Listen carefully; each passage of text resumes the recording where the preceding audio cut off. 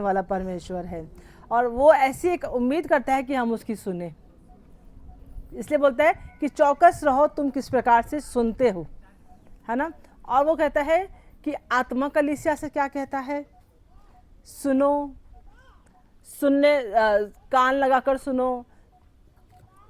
पढ़ा है आपने वचन में, परमेश्वर बात करता है और वो चाहता है कि हम उसकी सुने और सुनकर उसके अनुसार अपना जीवन बिताएं। तो जैसे पास्टर ने बताया कि पवित्र आत्मा सचमुच में कोई पावर नहीं है। बहुत सारा मिसकंसेप्शन, मतलब गलत धारणाएं जो मसीह समाज में इस वक्त जो चल रही हैं, वो पवित्र आत्मा को इतना ओवर हाइप किया है, मतलब कि उसका जो इमेज है ना वो बदल के रख दी है। जैसे मैं पिंकी हूँ, मैं एक माँ भी हूँ, एक पत्नी भी हूँ और मैं पास्टर भी हूँ। ये मेरी पहचान है। अगर ये मेरी एक इमेज है, अगर इसको कोई बदलने की कोशिश करेगा तो क्या मुझे अच्छा लगेगा? अरे मैं ऐसी हूँ ही नहीं, आप क्यों मेरे बारे में ऐसा बोल रहे हो?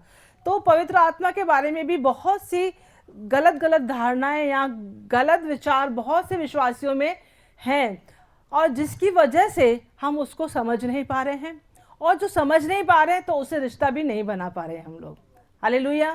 तो आज की सुबह आप सबसे परमेश्वर इस बारे में बात करने जा रहे हैं कि एक्चुअली में पवित्र आत्मा है क्या। जैसे आप सुन रहे हैं इस वक्त ये शब्द पवित्र आत्मा, मैं ऐसा समझ पा रही हूँ कि बहुत सारे लोग सोच रहे होंगे कि बड़ा सा अभिषेक, है ना, एक भवंडर जैसा, एक तूफान जैसा, एक शक्ति, हाँ हिल जाएंगे पवित्र आत्मा ऐसे से। जैसे आज की मीटिंग का नाम भी है पवित्र आत्मा का सम्मेलन, है ना। इस शिविर का नाम क्या रखा है? पवित्र आत्मा सम्मेलन। तो मैं चाहूँगी जब जैसे आज यह आखिरी दिन है और मेरे ख्याल से यह आखिरी सभा भी है, तो आप यहाँ से जाए तो पवित्र आत्मा के बारे में आपके जो विचार हैं वो वचन के अनुसार हो जाएं। मैं ये नहीं कह रही कि मेरे कहे अनुसार, वचन के अनुसार हो जाएं। जैसा वचन बताता है वैसे आपके सामने परमेश्वर आपको प्रकट करे कि एक्चुअली में पवित्र आत्मा है क्या। आमीन, हालेलुया। तो जैसे कि क्लियर है कि वो कोई उसके पास सामर्थ है, लेकिन वो सामर्थ सिर्फ सामर्थ नहीं है ना। और वो कोई एनर्जी नहीं है, कोई बिजली कड़क गई ऐसा। मैं आपका बस एक माइंड क्लियर करने की कोशिश कर रही हूँ कि आप जान पाए कि हकीकत में जो पवित्र आत्मा है वो है क्या। तो वो कोई एनर्जी नहीं है, कोई फीलिंग भी नहीं है, कोई फीलिंग नहीं है। जैसे पास्टर ने बताया कि किसी ने छुआ तो करंट आ जाए, है ना। पास्टर और मैं कहीं समझो गार्डन में घूम रहे हैं और सडनली पास्टर ने मेरा हाथ पकड़ लिया, तो मैं ऐसा, हाँ मुझे क्या होगा कि आउट ऑफ लव कि मेरा हस्बैंड मेरे साथ में है, उसने प्यार से मेरा हाथ छुआ है, तो मुझे वो अच्छा लगेगा। तो जब पवित्र आत्मा हमें स्पर्श करता है तो हमें एक कंफर्ट मिलता है, एक सांत्वना मिलती है, एक आराम मिलता है, क्योंकि उसका नाम क्या है? आराम देने वाला, कंफर्टर, है ना। उस सांत्वना देने वाला आत्मा है। और वो कोई ऐसा भी आत्मा नहीं कि जिससे हम डरें। कई बार लोग है ना सोचते हैं पवित्र आत्मा, पवित्र आत्मा। सुनो, हम कई बार इसलिए भी चूक जाते हैं उससे रिश्ता बनाने के लिए। हमको लगता है वो सिर्फ आत्मा है। हम बोलते हैं परमेश्वर पिता, एक रिश्ता बन रहा है ना, परमेश्वर हमारा कौन है? पिता है। और अगर हम कहते हैं कि पुत्र प्रभु यीशु मसीह, और वो कौन है? हमारा उद्धार करता है, एक रिश्ता बन रहा है ना। लेकिन जब बात आती है पवित्र आत्मा की, तो ये हमारे लिए मुश्किल हो जाता है कई बार इस बात को दिमाग में उतारना कि एक आत्मा के साथ कैसे रिश्ता बने, एक आत्मा को हम कैसे समझ पाएं, एक आत्मा को हम कैसे फील कर पाएंगे, है ना। लेकिन इसीलिए बताया गया पवित्र आत्मा पर्सन है, एक व्यक्ति है। देखो, हमारी सोच और परमेश्वर की सोच में तो फर्क है ना। हमको लगता है आत्मा शायद दिखती नहीं है, या जो हमने पहले से मन में सोच के रखा है कि अदृश्य है। हाँ, अदृश्य है, लेकिन वो पर्सन है। लेकिन वो क्या है?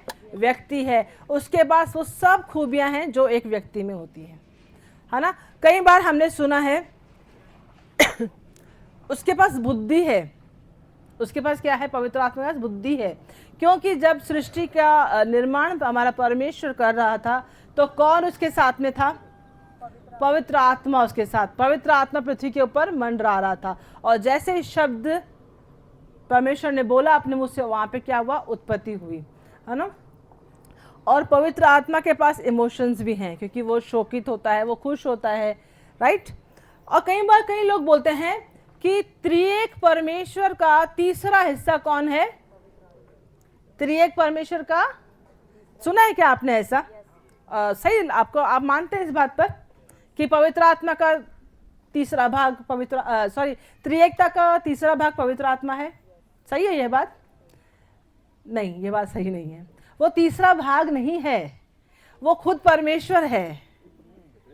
वो थर्ड, ऐसा हम उसको बांट नहीं सकते हैं कि एक त्रिएकता है, 1/3 गॉड है, God the father, 1/3 God the son यानी कि यीशु मसीह, और तीसरा भाग जो है गॉड द होली स्पिरिट यानी पवित्र आत्मा। नहीं, हम इसको बांट नहीं सकते हैं। पूरा परमेश्वर है, पूरा प्रभु यीशु मसीह है और पूरा ही पवित्र आत्मा है। आमीन, हालेलुया। तो परमेश्वर पिता का काम, वो उसने सृष्टि की रचना की। प्रभु यीशु मसीह ने उद्धारकर्ता का काम किया, उसने मानव जाति का उद्धार किया। और आज पवित्र आत्मा क्या कर रहा है? पवित्र आत्मा को परमेश्वर ने हमें दिया है, लिखा है कि कोई बिना पवित्र आत्मा के यीशु को प्रभु करके स्वीकार नहीं कर सकता है कि यीशु मसीह मेरा प्रभु है। पहले नंबर चीज़ तो हमारे अंदर ये काम करता है, वो बताता है कि यीशु तेरा प्रभु है। आज हम जब विश्वास कर रहे हैं तो इसमें हमारी सहायता किसने की है? पवित्र आत्मा ने हमारी सहायता की है कि यीशु तेरा प्रभु है, यीशु ने तेरे लिए जान दी है। तू लायक नहीं था, लेकिन तुझे लायक बनाने वाला यीशु का लहू है ना। पिता से संबंध यीशु के द्वारा बन सकता है, इस बात को प्रकट करने वाला कोई और नहीं, पवित्र आत्मा है। आमीन, हालेलुया। और मैं आपको बताऊं, पवित्र आत्मा हमें सहायक के रूप में दिया गया है। कैसे दिया गया है? सहायक के रूप में। कौन बोलता है ये बात? प्रभु यीशु ने स्वयं बोली है कि मैं जाता हूं और तुम्हें एक और सहायक दूंगा। अगर आप इसके मूल शब्द में जाएंगे, एक और का मतलब है जैसा मैं हूं वैसा ही, जैसा मैं हूं वैसा ही तुमको एक सहायक मिलने वाला है, वैसा ही तुमको एक सहायक। अभी आप मुझे बताइए, प्रभु यीशु मसीह कैसे थे? आपके अंदर प्रभु यीशु के लिए कैसी इमेज है? कोई बता सकता है? प्रभु यीशु मसीह नहीं, यीशु मसीह कैसा है? मतलब दयालु है, गुस्से वाला है, क्या है यीशु का पर्सन? कैसा है यीशु? एक बहुत ही अमेजिंग पर्सनालिटी है, बहुत ही दयालु, बहुत ही लविंग, केयरिंग। हम उसको अगर देखें ना, लिखा है कि वो जहाँ कहीं जाता था बीमारों को चंगा करता था, जहाँ कहीं जाता था छुटकारे करता था, जहाँ कहीं जाता था और लोगों को अंधों को रोशनी देता था, मुर्दों को जिंदा करता था। उसके नेचर में क्या था? भलाई करना। नेचर में क्या था उसके? तो पवित्र आत्मा के नेचर में क्या है? कई बार हम सोचते हैं, ये बात खास करके आपने प्रभु भोज के समय सुनी होगी कि इस वक्त आप पवित्र आत्मा से प्रार्थना कीजिए कि वो आपको आपके पाप याद दिलाए, ताकि आप क्षमा मांगे और इस लायक बन पाए कि आप उस मेज में हिस्सा ले सकें। सही सुना है आपने? ये बात सुना है? कितने लोगों को ये बात सही लगती है? मैं आपको बताऊं, यीशु मसीह के वचन को हम देखेंगे, अपनी बुद्धि को नहीं, किसी के प्रभु के दास को नहीं, किसी के भी शब्दों को नहीं, हम परमेश्वर प्रभु यीशु मसीह के वचनों को देखेंगे। उन्होंने कहा कि जब पवित्र आत्मा तुम्हें दिया जाएगा, वो मेरी बातों में से तुम्हें स्मरण दिलाएगा। क्या दिलाएगा? स्मरण। मेरी बातें तुम्हें याद दिलाएगा। मेरी बातें कहीं भी नहीं लिखा हुआ कि वो तुम्हारे पाप याद दिलाएगा। कहीं भी नहीं लिखा हुआ है कि यीशु तुमको तुम्हारे पाप याद दिलाएगा, लेकिन चूंकि हमने सुना है ऐसा, तो हमको लगता है सही ही होगा, राइट। एक कहानी बताती हूँ आपको। हमारे पास इतना कमाल का मददगार है ना, कई बार हमको इस बात का रियलाइजेशन नहीं हुआ था कि हमारे पास क्या चीज़ है। एक लड़का था, उसके पापा ने उसको एक पत्थर दिया था। क्या दिया था? पत्थर दिया था, पोटली में डाल करके। उसको बोला ये बड़ा कीमती पत्थर है, अगर किसी दिन जीवन में मैं तेरे साथ में नहीं रहूं तो और तुझे पैसे की तकलीफ हो जाए तो ये पत्थर लेके तू बेचकर अपना जीवन बिता सकता है आराम से। एक दिन उसके पिताजी की अचानक से मृत्यु हो जाती है और वो इस सोच में पड़ जाता है कि आगे मेरा जीवन कैसे चलेगा। जितना धन था थोड़े दिन चला, अच्छे से चला, फिर एक दिन उसको काफ़ी पैसों की तंगी हो जाती है। तो उसको याद आता है कि उसके पिता ने उसको एक पत्थर दिया हुआ है, हाँ, पोटली में पड़ा हुआ है पत्थर, और वो उसको लेता है और जौहरी की दुकान में जाता है और उसको दिखाता है कि ये एक पत्थर मेरे पास में है, हाँ, आप इसकी क्या कीमत दोगे, क्योंकि उसको पैसे की ज़रूरत थी। तो वो जौहरी जो था उसने पत्थर को देखा और उसने उस लड़के की तरफ देखा और देखा कि सचमुच में इसको ज़रूरत है, और उसको बोला कि मैं तुझे इसकी कीमत तो नहीं बताऊंगा, लेकिन मैं तुझे एक काम सिखा दूंगा ताकि तू खुद इसकी कीमत को जान पाए, राइट।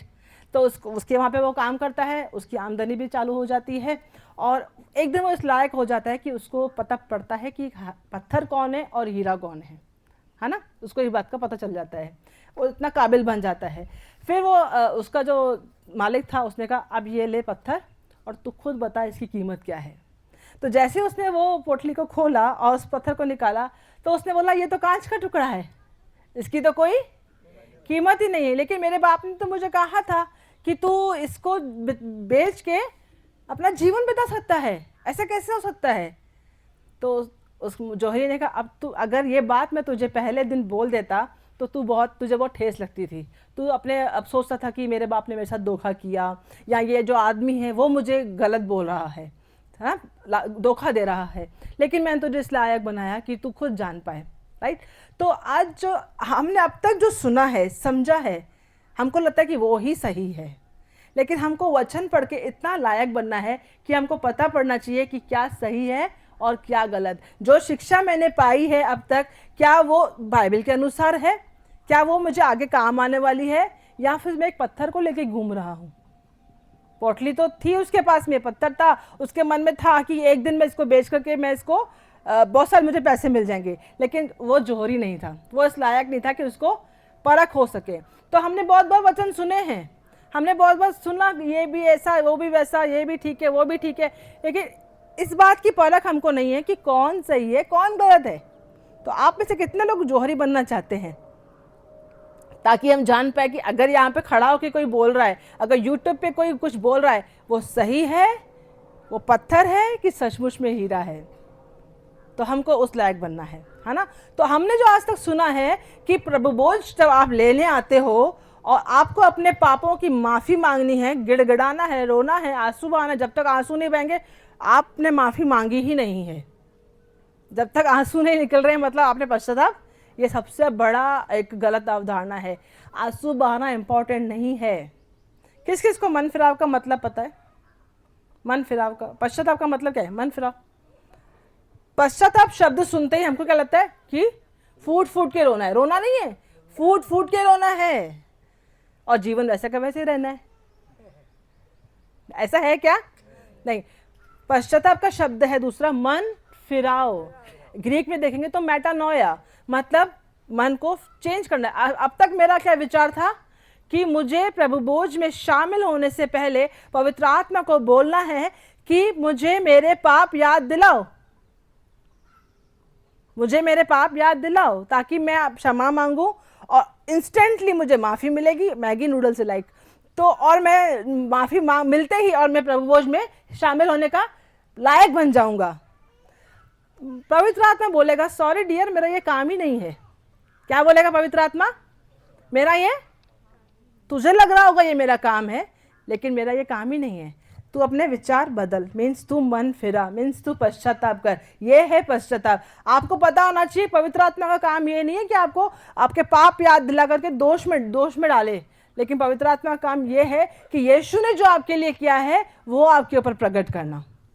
यीशु मसीह ने जो आपके लिए कार्य खत्म किया है क्रूस पर, वो आपके ऊपर प्रकट करना। यीशु का वचन जो आपके बारे में बोलता है कि उस पर विश्वास करने के बाद आप क्या हो चुके हो, वो प्रकट करना, वो उसका काम है। तो जब आपका ये विचार चेंज होंगे तो ये होता है पश्चाताप। ये ऐसे आप जौहरी बन रहे हो, ऐसे आप जौहरी बन रहे हो कि आपको पता होना चाहिए वचन मुझे बोलता है कि यीशु पर विश्वास करने के द्वारा तू धर्मी बन चुका है। यीशु का वचन बोलता है कि चाहे मेरे पाप कितने भी लाल रंग के क्यों ना हो, प्रभु का वचन बोलता है कि आओ हम आपस में बैठ के वाद करते, कैसे भी पाप हो मेरे लहू के द्वारा हिम की तरह श्वेत हो जाएंगे। आमीन, हालेलुया, हालेलुया। और हमको लगता है कि प्रभु बोझ में जो शामिल होना है वो हमारी काबिलियत पर निर्भर करता है। यीशु ने कहीं भी नहीं बोला ये बात। उसने कहा जब कभी तुम मुझे याद करते हो, क्या बोला? अपने पापों को याद करते हो, क्या बोला? एक वचन बताना जहां पे यीशु ने या पौलुस ने बोला कि अपने पापों को याद करके आना। अब सोचो हम क्या कर रहे हैं, गलती कर रहे हैं ना अब तक। प्रभु वो हाथ में आते ही हमको अपने पाप नहीं याद करने, जिसने बलिदान दिया है उसको याद करना है। हाथ में जो है रोटी, वो रोटी नहीं, वो देह है, ये याद करना है। और जो वो दाखरस है, वो दाखरस नहीं, लहू है। वो एक कीमत चुकाई गई, वो नई वाचा का लहू है जिसमें मुझे पापों की क्षमा मिली है। 100% मैं एक्सेप्ट किया गया हूं, मैं कंप्लीट फॉरगिवन हूं, मैं परमेश्वर की नजरों में परफेक्ट हूं। ये याद करना है। जब वो लहू हाथ में लेते हो ना, आप सब यीशु के लहू से धुले हो, यीशु के लहू से धुले हो, तो आप यीशु का लहू परफेक्ट है, यीशु का लहू सिद्ध है, पवित्र है। तो जब उससे धुले हो तो आप पवित्र नहीं हुए, आप शुद्ध नहीं हुए। तो ये बातें आपको पवित्र आत्मा याद दिलाता है। ये एक काम है पवित्र आत्मा का। ऐसे तो बहुत सारे काम पवित्र आत्मा के, मैंने जस्ट बताया कि वो क्या कैसे काम करता है ना। यूहन्ना उसके 8वें अध्याय में लिखा हुआ है कि वो हमको धार्मिकता के विषय में निरुत्तर करता है। जब कभी हम एक विश्वासी से गलती हो जाती है तो वो क्या सोचता है कि मैं किसी लायक,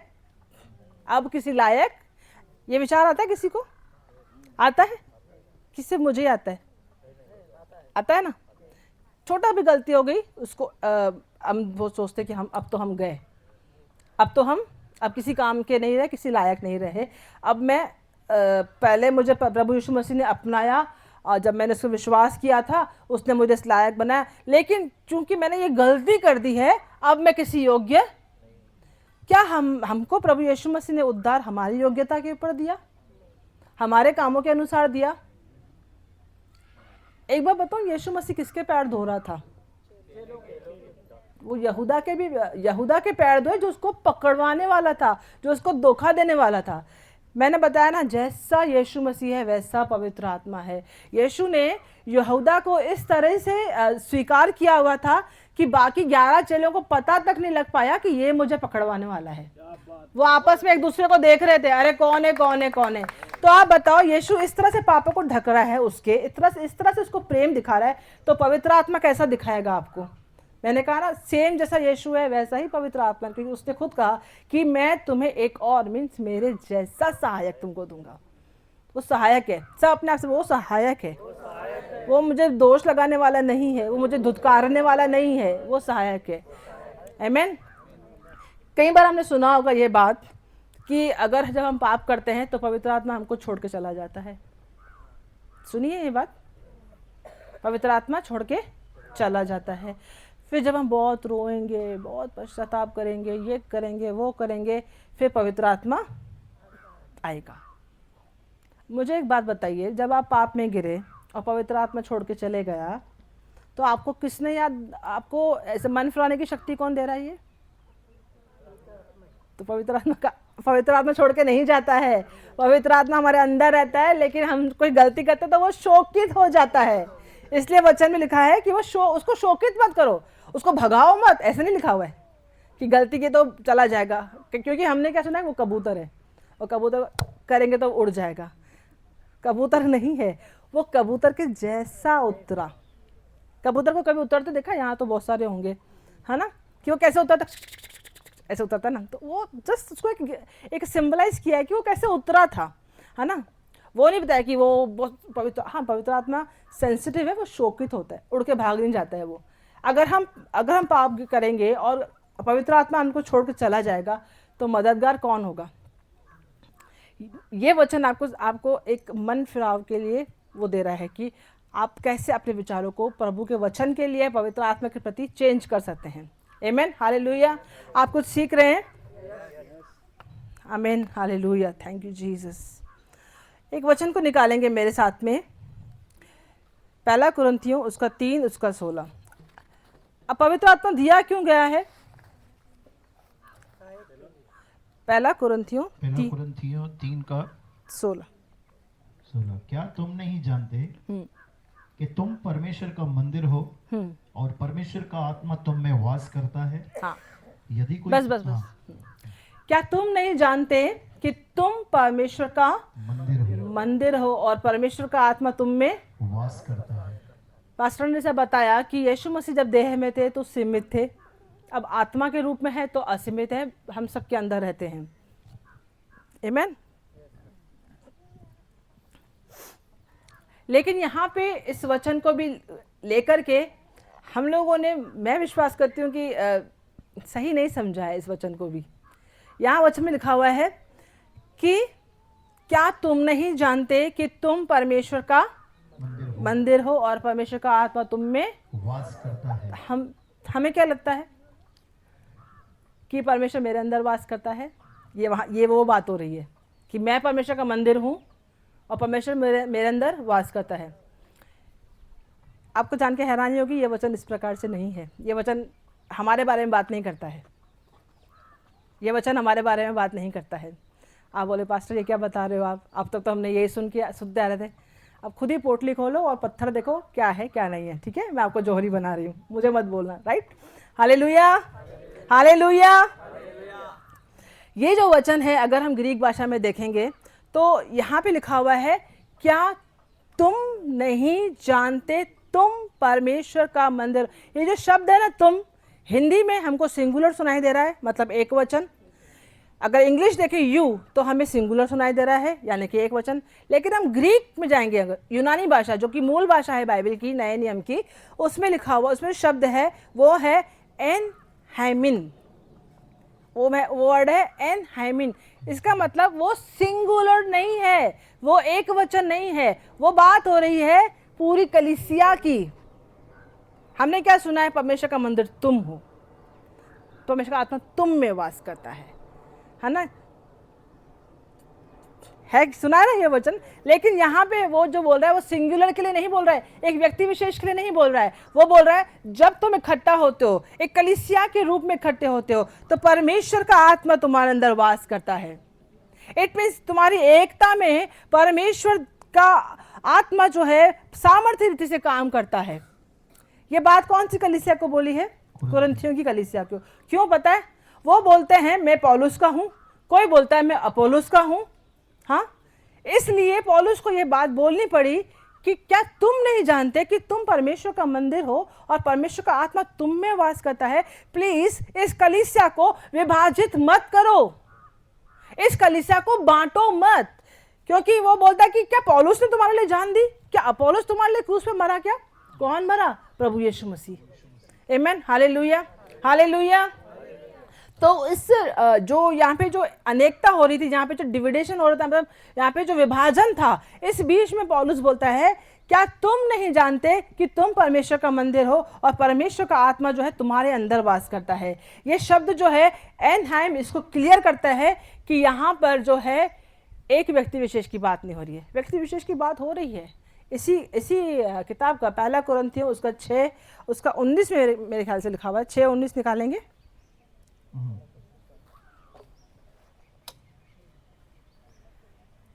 6:19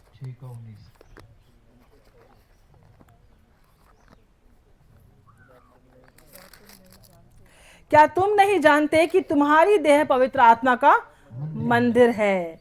अब बात हो रही है व्यक्ति की।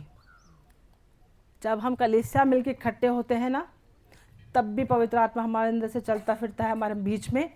अगर हम अकेले हैं तो यह देह भी कौन है?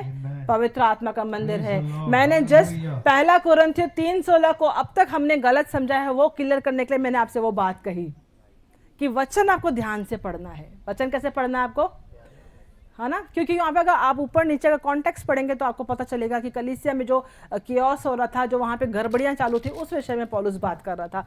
और यहाँ पे क्या बोल रहा है, वहाँ जो बात हो रही है कलीसिया में जो विभाजन था उसको करेक्ट करने के लिए पौलुस बोल रहा है कि तुम्हारे बीच में पवित्र आत्मा निवास करता है, तो जो तुम्हारी एकता है ना उसको तुम खंडित मत होने दो। मत बोलो कि मैं फलाने पास्टर को जानता हूँ, मैं इसका सुनता हूँ, मैं इस यूट्यूबर को फॉलो करता हूँ।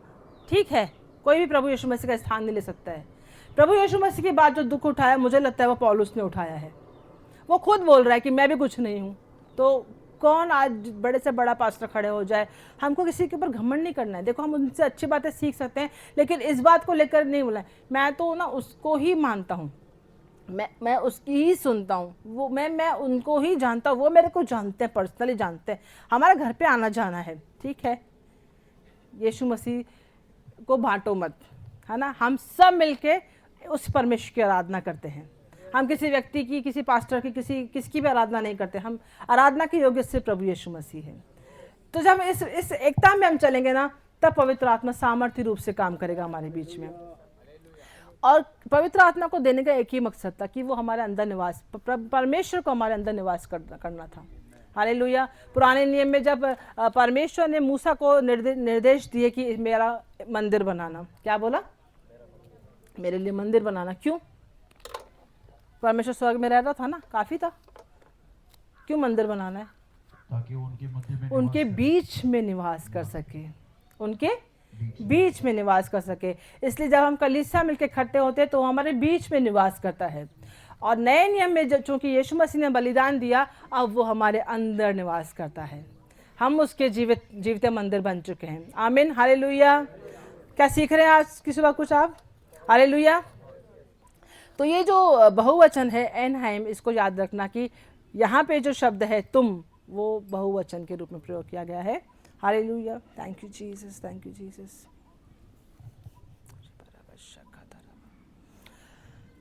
एक मंदिर कैसे बनता है? मंदिर कैसे बनता है? चलो, एक बिल्डिंग कैसे बनती है? हाँ, नींव चलती है, ईंट ईंट ईंट ईंट मिला के, पत्थर पत्थर मिला कर के बिल्डिंग बनती है। तो हम, ये कलीसिया कैसे बनती है? हम कौन है? जीवित पत्थर हैं। तो हमको मिला तो बिल्डिंग बनी। तो हमारे अंदर भी परमेश्वर का वास है, और जब हम मिल जाते हैं तो वहाँ भी परमेश्वर का। अभी यहाँ पे देखो, कोई दीवार है क्या? कोई दीवारें हैं यहाँ पे? कोई यहाँ से घूमकर फिरते जाएगा तो दूर से देखे तो कोई नहीं बोलेगा ये चर्च है, क्योंकि चर्च बोले सबके अंदर एक इमेज होती है कि एक बड़ा सा क्रॉस लगा होगा, बड़ी सी इमारत होगी, ऐसा होगा। अगर मान लो बड़ी सी इमारत भी है, सब कुछ अच्छा है, और वहाँ पर परमेश्वर की उपस्थिति ना हो, तो क्या वो चर्च कहलाएगा? लेकिन यहाँ पे देखिए, सिर्फ परमेश्वर की उपस्थिति है, तो ये एक जीवित कलीसिया है। आमीन, हालेलुया, हालेलुया। तो मेरे कहने का मतलब है कि एकता जो है वो मैटर करती है, और प्रेम जो है वो मैटर करता है। कुछ बातों को बता करके मैं समाप्त करूंगी। जो पुराने नियम में परमेश्वर ने निर्देश दिए थे मूसा को मंदिर बनाने के लिए, उसके 3 भाग थे, पता है सबको? Outer place, Holi of the Holis, मतलब बाहरी आंगन, पवित्र स्थान, और अति पवित्र स्थान, है ना। बाहरी आंगन में लोग आते थे, और पवित्र स्थान में जो याजक लोग सेवा करते थे।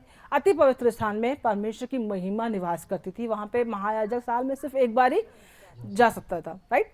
तो जो वहाँ पे क्या रहता था अति पवित्र स्थान में? शेकेनिया, महिमा, ग्लोरी, ऐसा निवास करती थी।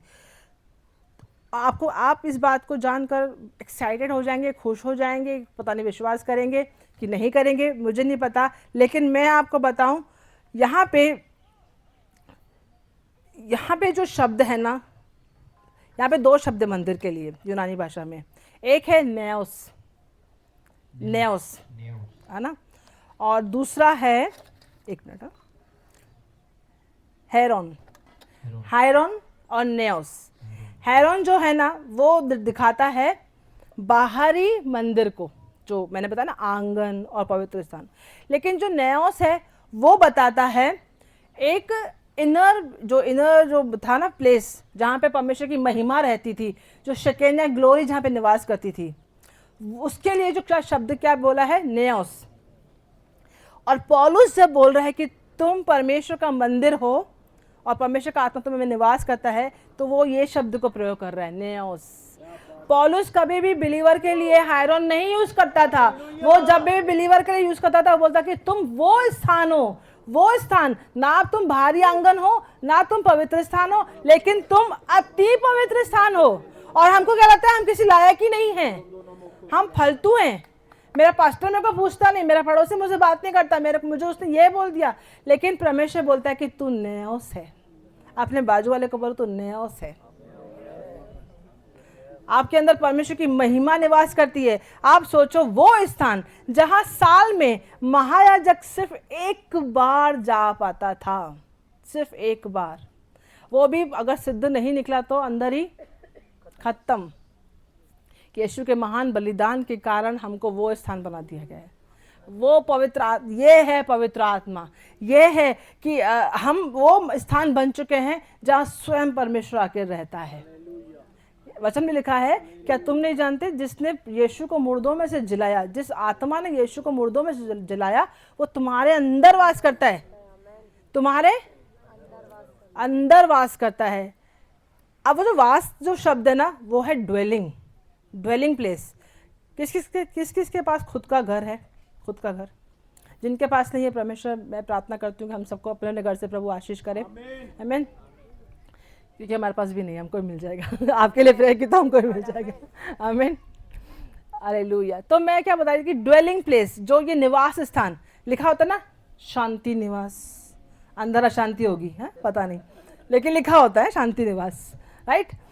तो मैं आपको बता, हमारे ऊपर लिखा हुआ है पवित्र आत्मा निवास। क्या लिखा हुआ है? पवित्र आत्मा निवास। अगर हम घर खरीदते हैं ना, ये मेरा घर है, क्या बोलते हैं?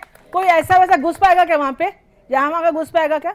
एक कुत्ता भी आता है ना, हम भगाते हैं, हट, अरे बैठा है बेचारा, नहीं मेरा घर है, बैठने का नहीं इधर।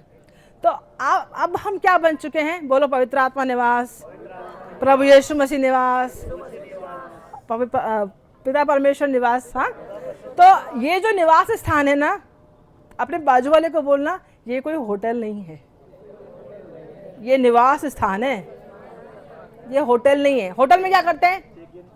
चेक इन चेकआउट, 2 दिन के लिए आते हैं, घूमे फिरे, चेकआउट। वो हमको उससे कुछ लेना देना नहीं होता है। हाँ, रूम अच्छा मिल गया, एसी लगी हुई है, एसी चल रही है, बेड अच्छा है और बाथरूम अच्छा है, बस काफ़ी है, क्योंकि हमको 2 दिन निकालने वहाँ पे। लेकिन घर होता है तो उसको हम सोचते हैं और अच्छा कैसे बनाएं। पहले तो हम जगह ढूंढते हैं कहाँ हम अच्छे से खरीद सकते हैं। एयरपोर्ट के बाजू में है, अच्छा यहाँ पे हाईवे जाने वाला है, यहाँ पे कीमतें बढ़ सकती हैं, ऐसे ऐसे हम जगह ढूंढते हैं, राइट। और उसको हम अच्छा बनाने की कोशिश करते हैं, है ना, और अच्छे से अच्छा बनाने की कोशिश करते हैं। तो आप सोचिए, अभी आप परमेश्वर का मंदिर है, निवास स्थान है, वो कितनी कोशिश करता होगा। उसने अपना पवित्र आत्मा दिया है हमको सजाने के लिए, हमको बनाने के लिए, संवारने के लिए, कि ये मेरा निवास स्थान है। अब जब इस हम पहचान में चलेंगे ना कि हम उसके निवास स्थान है, तो हम किसी के भय से नहीं भय खाएंगे। कोई कुछ भी बोले, तू लायक नहीं है, ऐसे कैसे लायक नहीं हूँ, निवास स्थान हूँ, परमेश्वर रहता है मेरे अंदर, आप कौन होते बोलने वाले लायक नहीं हूँ। हाँ, कोई बोलेगा प्रभु वो इसके लायक नहीं हूँ, अरे परमेश्वर का वचन बोलता है, उसने लायक बनाया है मेरे को, वो आर यू।